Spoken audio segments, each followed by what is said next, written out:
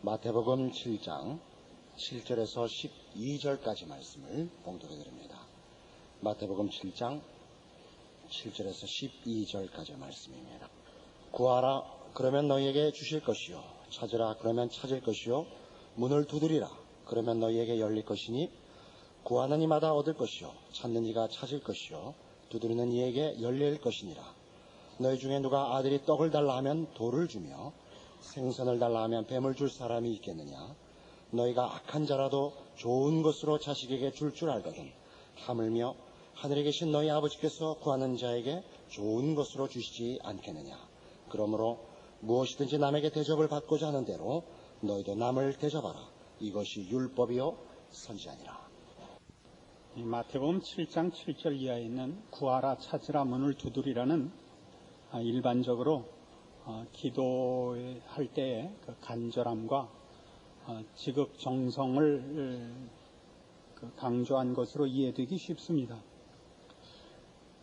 그러나 이 말씀에 7절 이하에 있는 이 구하고 찾고 문을 두드리는 이야기의 결론이 뭐냐면 12절에 있는 그러므로 무엇이든지 남에게 대접을 받고자 하는 대로 너희도 남을 대접하라 입니다. 성경을 읽을 때 그러므로라는 단어를 가장 조심하셔야 됩니다. 그러므로는 그 앞에 있는 이야기와 그 뒤의 결론이 어쨌든 일관성을 가져야만 되는 것입니다. 그래서 이 뒤에 있는 무엇이든지 남에게 대접을 받고자 하는 대로 너희도 남을 대접하라는 앞에 있는 구하라 찾으라 문을 두드리라로는 어쨌든 쉽게 연결을 하기가 어렵습니다. 그러나 7장 처음에 등장한 비판하지 말라와는 쉽게 연결을 할 수 있습니다. 비판하지 말라, 정죄하지 말라 이거죠. 생각해 보십시오. 내가 남에게 하는 대로 내가 대접을 받는다고 생각하면 내가 상대방에게 대접을 받고 싶으면서 상대방을 욕할 수는 없는 것입니다. 내가 상대방에게 대접을 받고 싶으면 나도 대접을 해야 되는 이 원칙이야말로 이 앞에 등장한 남을 심판하지 마라, 남을 비판하지 마라, 남을 정죄하지 말라를 그 신앙의 정당한 내용으로 가는 길에 이 오류를 범해서는 안 된다는 분명한 가르침이 될 것입니다.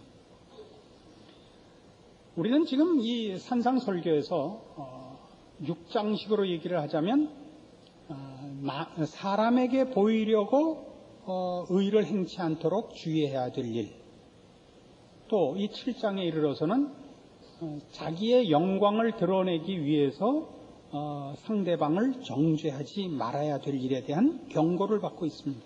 그러면 상대방에게 심판과 정죄를 해놓고 영광을 취한다는 것은 지금 이 12절식으로 얘기를 하자면 내가 상대방을 정죄하면 상대방도 나를 정죄할 것이요, 내가 상대방을 경멸하면 상대방도 나를 경멸할 것이기 때문에 우리가 받고 싶은 대접, 말하자면 의로운 사람으로 대접을 받고 싶다든가 영광을 얻고 싶다면 우리는 그걸 얻기 위해서 영광으로 상대방을 대접하고 의로 상대방을 대접해야지 외식하거나 정죄하여 영광을 취할 수는 없습니다. 그런 차원에서 이 대접을 받고자 하는 대로 남을 대접하라는 것은 우리의 신앙을 점검하는 데 있어서 중요한 시금석이 되는 것입니다. 우리는 이 남에게 대접을 받고자 하는 대로 남을 대접하라는 이 말씀이 결국 산상설교의 대주제인 하나님을 사랑해야만 이웃을 사랑할 수 있다라는 율법의 대강령으로 돌아올 수밖에 없는 것을 확인합니다. 그리고 그것은 정확히 12절의 결론에 붙어 있는 말씀이기도 합니다. 이것이 율법이요 선지자니랍니다. 다른 곳에서 계명 중에 가장 큰 것이 무엇입니까? 라는 율법사의 질문에 대하여 예수님께서 친히 대답하시기를 첫째는 주 너의 하나님을 사랑하라 하셨으니 이것이 크고 첫째 되는 계명이요, 둘째는 이와 같으니 네 이웃을 사랑하라, 내 몸같이 사랑하라 하셨으니 이것이 곧 율법과 선지자의 강령이라 했습니다. 하나님을 사랑하고 이웃을 사랑하는 것, 이것이야말로 정당한 신앙의 내용이요, 자세입니다. 우리는 5장에서 이미, 마태복음 5장에서 이것을 분명하게 가르침을 받았습니다. 마태복음 5장 43절에 이렇게 나왔었죠. 또 네 이웃을 사랑하고 네 원수를 미워하라 하였다는 것을 너희가 들었으나 나는 너희에게 이르노니 너희 원수를 사랑하며 너희를 핍박하는 자를 위하여 기도하라, 이것이었습니다.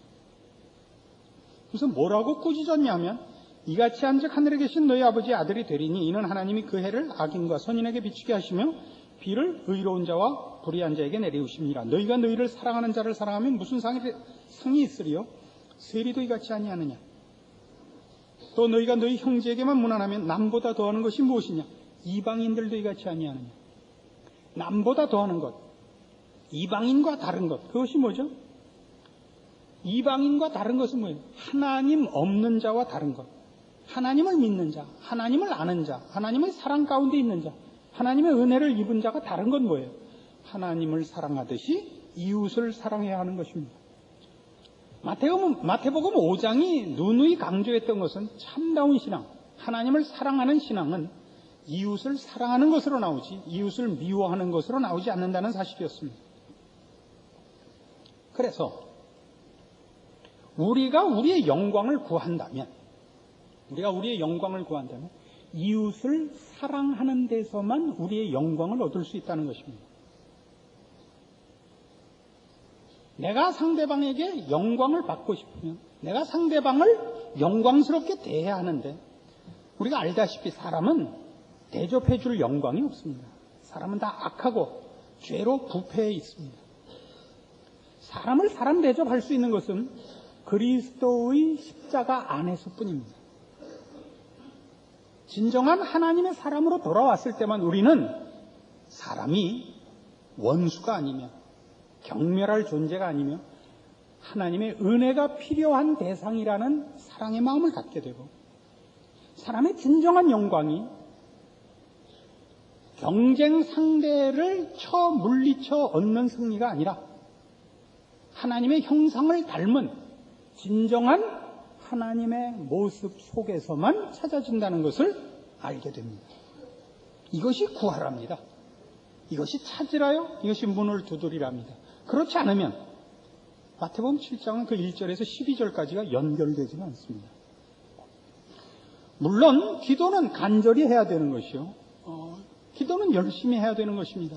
그 기도의 내용의 일반적인 것들입니다. 여기 마태복음 7장에서 하는 것은 그 기도를 얘기하는 것이 아닙니다. 우리가 무엇을 구하든지, 우리가 무엇을 소원하든지 그것은 다 하나님 안에 있는 것만이 진정한 구할 가치가 있는 것이요, 하나님 안에서만이 그것을 얻을 수 있다는 것을 가르치는 것입니다.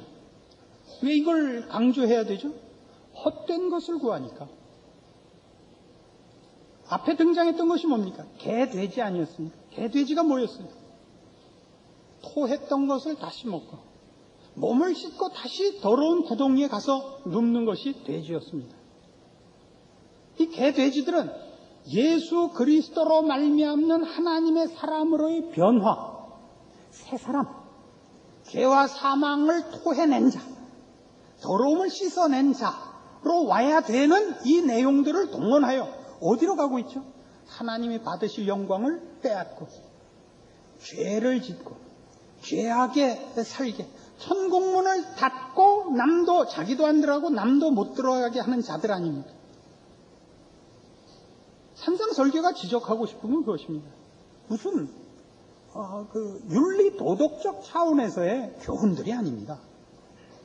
이 진정한 신앙의 핵심을 깨우치는 것, 신앙을 가지고 자기 치장을 할 수 있는 위험에 대한 경고입니다. 6장 내내 무슨 얘기였습니까? 사람에게 너희 의를 행치 않도록 주의하라였습니다. 외식하지 말아였죠.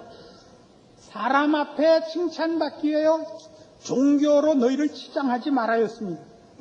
근데 왜 그렇게 하느냐? 따지고 보면 하나님보다 세상을 더 사랑하고 세상을 더 무서워하기 때문이었습니다.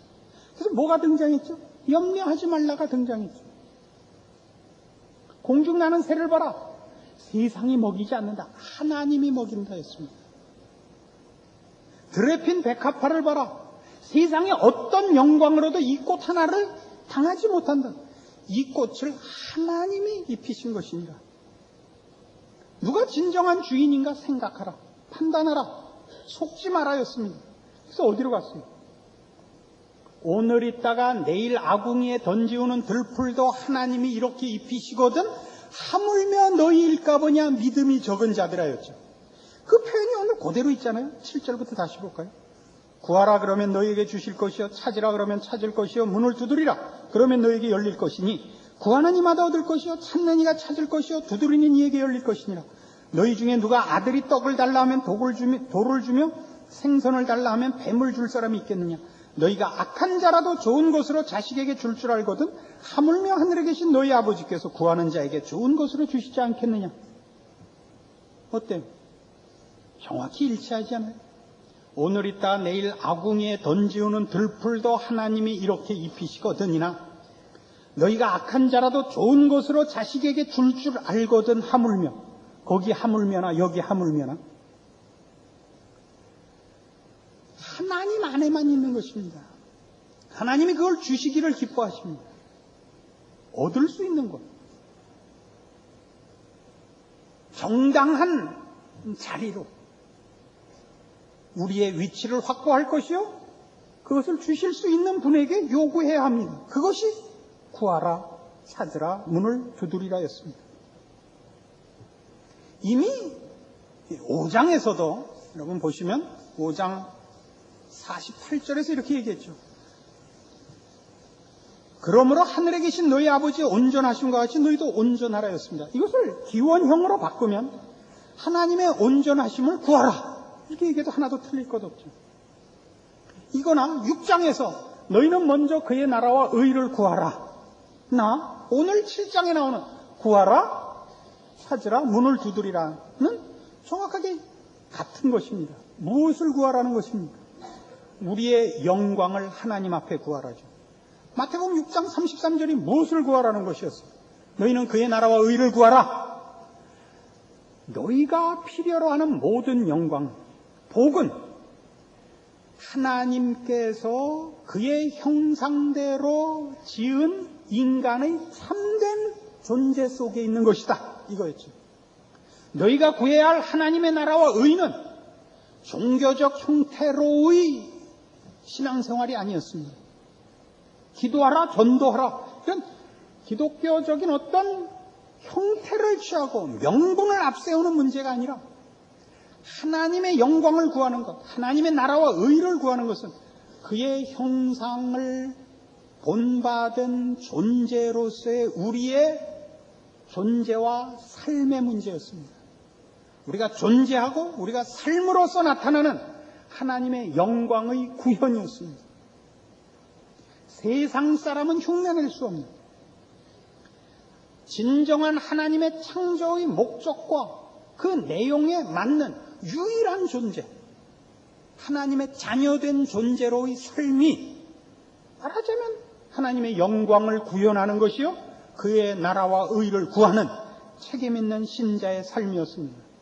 그걸 구하라는 거죠. 너희가 받아야 할 대접은 세상적 차원에서의 우월한 것이 아니다 이거예요. 힘있다, 잘났다가 아닙니다. 인간의 영광은 우리 하나님의 인격과 성품과 그 모습을 닮은 데서만 드러낸다. 이것이 성경이 가르치고 싶은 것이죠. 이것 아닌 신앙 행위는, 이것 아닌 신앙의 목적은 다 거짓된 것이라. 이것이 사실은 마태가 지적하고 싶은 것입니다. 하나님의 아들로서 우리가 존재한다는 것은 얼마나 대단한 것인지 모릅니다. 그것은 우리 마태복음 5장식으로 얘기를 하면 이같이 너희 빛을 사람 앞에 비추게 하여 저희로 너희 착한 행실을 보고 하늘에 계신 너희 아버지께 영광을 돌리게 하라 했습니다. 우리의 착한 행실, 빛, 불 아니고 불이 아니고 빛입니다. 존재로서의 영향입니다. 힘으로서의 영향이 아닙니다. 우리가 구해야 할 것 이거죠. 우리가 소원하고 목표하고 애써야 할 것 이겁니다. 하나님의 진정한 의도, 인간에게 부여한 창조의 의도, 우리에게 허락하시는 진정한 복, 하나님을 닮는 것. 5장으로 돌아오셔서 같이 보시겠어요? 다시 한번 보시겠어요? 45절. 이같이 한즉 하늘에 계신 너희 아버지의 아들이 되리라. 이겁니다. 신자된 자랑과 신자된 영광이 어디 있습니까? 예수를 믿는 자의 다름이 어디 있습니까? 종교적 행사에 있지 않습니다. 본질에 있습니다. 다른 것입니다. 뭐가 다르죠? 이웃을 대하는 자세가 다릅니다. 이웃을 보는 눈이 다릅니다. 우리는 아무도 심판하거나 경멸하거나 낮춰보지 않습니다. 우리는 이웃을 경쟁 상대로 삼아서 저들을 정복하여 그 시체 위에 우리의 자랑의 깃발을 꽂지 않습니다. 예수 믿는 사람의 가장 다른 점은 이것입니다. 에베소서 4장에 가시면 신약성경 314페이지 에베소서 4장 31절 예수 믿는 사람들에게 해야 될 일들을 그 성경이 권하는 내용들을 보면 다 그 기능적이질 않고 전부 성품적인 것이라는 걸 확인하게 됩니다. 4장 31절 너희는 모든 악독과 노함과 분냄과 떠드는 것과 회방하는 것을 모든 악의와 함께 버리고 서로 인자하게 하며 불쌍히 여기며 서로 용서하기를 하나님이 그리스도 안에서 너희를 용서하심과 같이 하라. 이게 정확히 일치하잖아요. 오늘 우리 마태복음 7장의 그 내용과 남에게 대접을 받고자 하는 대로 너희도 남을 대접하라. 그 세상 사람은 할 수 없습니다. 사람 앞에 영광을 취하고 싶으면 이 일은 못합니다. 악독과 노함과 분냄과 떠드는 것과 회방하는 것은 모든 악의와 함께 버리라. 이건 예수 믿지 않고는 할 수 없는 일입니다. 제가 그 은실이라는 프로의 누구예요? 병원장 사모님 주위에서 보라 그랬죠. 근데 요새는 제가 그 설교를 하고 났더니 그 사람이 회개를 했는지 요새는 별로 악질 노릇하는 장면이 덜 나오는데 보세요. 그게 남의 얘기가 아니에요. 우리 모습이죠. 거기 또 누구예요? 은실이 외할머니 보세요. 이경영 씨 장모님. 일수놀이 하시는 그 할머니. 사람은 그래요. 그 시장 바닥에 나가서 장사하는 사람들에게 일수놀이 하는데 아주 샤일록이죠. 그런데 마님이라고 부르라는 거예요. 대접은 받고 싶고 또 실리도 취하고 싶고 명예와 실리를 동시에 얻고 싶은 거예요. 본인이 무슨 짓을 하고 있는지 몰라요. 예수 믿지 않고는 사람은 변하지 않습니다. 예수를 믿고도 몇 가지 종교적인 행사를 하는 것으로 자기가 신자라고 생각하시면 안 된다고요. 신자가 아닌 건 아니죠. 그러나 진정한 신앙의 그 자리에 들어와 있지 않고 몇 가지 종교적인 형태를 취함으로써 자기는 신앙인이라 이렇게 믿고 계시면 안 됩니다. 그래서 가만히 여러분을 보시면 신앙적인 어떤 그 행사를 열심히 해요. 그래서 일을 하는 동안엔 평안이 있는데 집에 돌아와서 혼자 있으면 자신의 신앙이 불안해하는 그런 성도들을 많이 만나요. 그러니까 종교적인 행사를 하는 동안은 바빠서 생각할 틈이 없어서 편안하다고 느끼는 거예요. 돌아오면 존재 가장 깊은 곳에서부터 내가 신앙인이 맞나 싶은 거예요. 우리의 신앙을 한국교회가 일하는 대로 너무 집중했어요. 물론 그래서 이만큼 됐어요. 한국교회가 헌신적이고 지극정성이 있어서 여기까지 왔어요. 그러나 뭐가 잘못됐냐면 내용 자체, 근거 자체가 부실해요. 그래서 무슨 생각이 나느냐면요. 작년이었나요?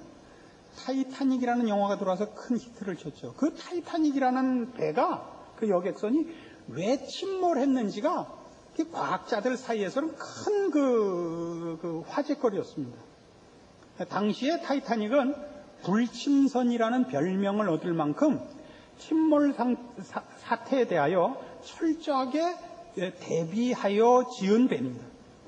그러니까 뭐 쉬운 예로 이 배를 칸막이를 해서 어느 한쪽에 파손이 있어서 침수가 되면 그 칸들을 막아서 배 전체 침수가 되는 시간이 아주 오래 걸리도록, 그 한쪽 파손된 칸만 침수가 되고 다른 칸은 사실은 물이 못 들어오도록 그렇게 만들어서 불침선이라 했습니다. 그리고 혹시 침수가 된다 할지라도 아주 오래 걸려서 구조하는 시간이 넉넉하도록 만든 배인데 뜻밖의 너무 쉽게 단시간에 침몰하고 말았습니다. 왜 그랬는가 하는 조사를 여러 차례 해온 결과 최근에 와서 그 정답을 얻었습니다. 그 선박에 쓰인 쇠가 좀 나빠가지고, 쇠라는 것은 단단할 뿐 아니라 이 질긴 그 성질도 갖고 있어요. 인장력이 있어야 되는데 당시에 그 타이타닉호를 건조한 그 쇠가 인장력이 아주 나빠서 비스켓이 부서지는 것 같이 부서져서 거의 폭발하듯이 그 상처난 밑바닥이 구멍이 그 벌어져서 뭐 칸막이를 할 틈이 없이 배가 가라앉았다 이렇게 됐습니다. 그래서 전문적인 용어로 이렇게 결론을 내렸습니다. 조선술보다 야금술이 떨어졌다. 뒤집어서 야금술보다 조선술이 너무 앞섰다. 좋은 쇠를 만드는 기술보다 배를 만드는 기술이 너무 앞서서 타이타닉호를 만들게 된 겁니다. 우리 개인의 신앙도 이런 위험이 있습니다. 여러분의 신앙이 가지는 그 존재 자체의 실력보다, 신자된 존재의 실력보다 행사적인 요구와 그 참여가 너무 커서 가분수가 될 위험이 있는 겁니다. 뒤집어지는 겁니다. 일을 하는 동안은 그 신이 나는데 돌아오면 늘 허전한 거예요. 왜냐하면 내용보다 한 짓이 너무 크고 여러분이 밖으로 한 것만큼 충실한 신앙의 내용이 없는 걸 본인이 알기 때문입니다. 같은 에베소서 5장 8절을 보시겠습니까? 너희가 전에는 어두움이더니 이제는 주 안에서 빛이라. 빛의 자녀들처럼 행하라. 빛의 열매는 모든 착함과 의로움과 진실함에 있느니라. 이런 것들 다 성품적입니다. 기능적이지 않단 말입니다.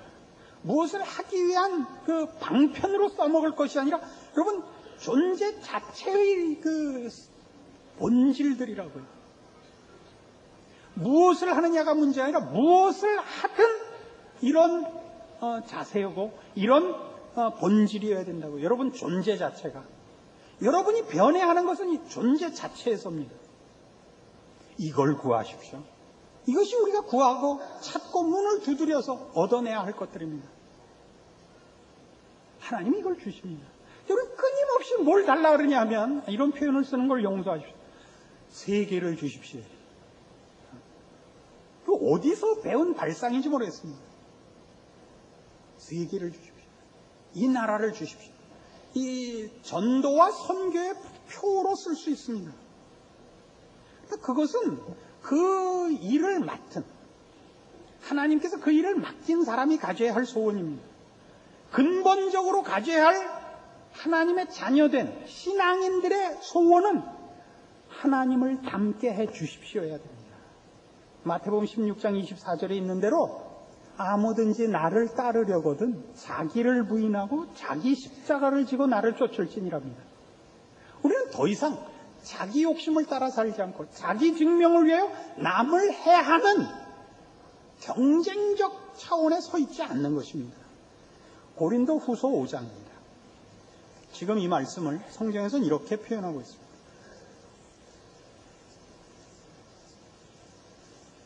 고린도 후서 5장 11절 신약성경 290페이지입니다. 고린도후서 5장 11절. 우리가 주의 두려우심을 알므로 사람을 권하노니 우리가 하나님 앞에 알리워졌고 또 너희의 양심에도 알리워졌기를 바라노라. 우리가 다시 너희에게 자천하는 것이 아니요 오직 우리를 인하여 자랑할 기회를 너희에게 주어 마음으로 하지 않고 외모로 자랑하는 자들을 대하게 하려 하는 것이라. 우리가 만일 미쳤어도 하나님을 위한 것이요 만일 정신이 온전하여도 너희를 위한 것이니 그리스도의 사랑이 우리를 강권하시는도다. 우리가 생각건대 한 사람이 모든 사람을 대신하여 죽었은즉 모든 사람이 죽은 것이라. 저가 모든 사람을 대신하여 죽으심은 산 자들로 하여금 다시는 저희 자신을 위하여 살지 않고 오직 저희를 대신하여 죽었다가 다시 사신 자를 위하여 살게 하려 함이니라. 그러므로 우리가 이제부터는 아무 사람도 육체대로 알지 아니하노라. 비록 우리가 그리스도도 육체대로 알았으나 이제부터는 이같이 알지 아니하노라. 그런즉 누구든지 그리스도 안에 있으면 새로운 피조물이라. 이전 것은 지나갔으니 보라 새 것이 되었도다. 15절을 다시 보실까요? 저가 모든 사람을 대신하여 죽으심은 산 자들로 하여금 다시는 저희 자신을 위하여 살지 않고 오직 저희를 대신하여 죽었다가 다시 사신 자를 위하여 살게 하려 함이니라. 그리스도를 위하여 살게 한다는 것은 그리스도를 닮고 그리스도 같이 살게 하려 한다 이겁니다. 예수님이 어떻게 오셨습니까? 하나님이 그 앞에 범죄한 인간들을 심판하지 않고 복주시기 위하여 우리를 구원하기 위하여 그 아들을 보내셔서 그가 우리 죄를 대신하여 십자가에 죽으시는 겁니다. 이것이 우리가 구해야 할 것입니다. 자기를 위하여 살지 않습니다.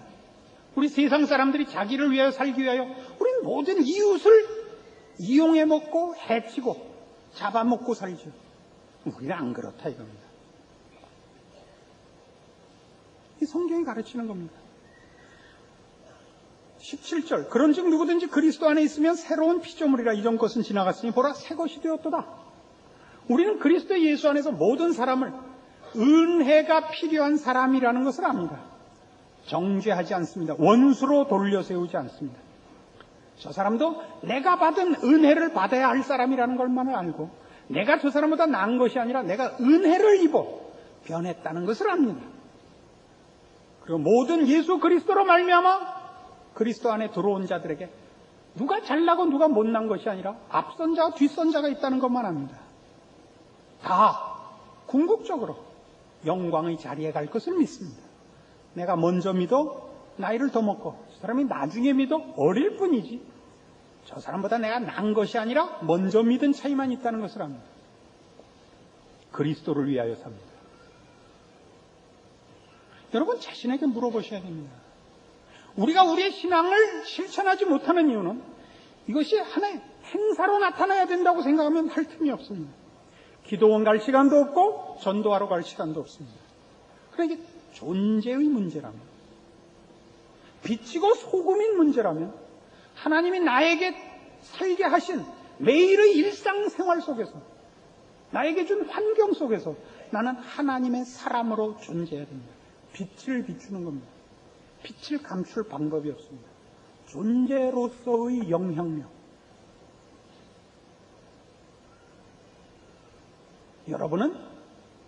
여러분이 서 있는 곳에서, 여러분이 존재하는 곳에서 하나님의 자녀로, 그리스도를 모신 자로 마땅히 책임있게 살아야 합니다. 이 일을 핑계댈 수는 없습니다. 이 일을 구하십시오.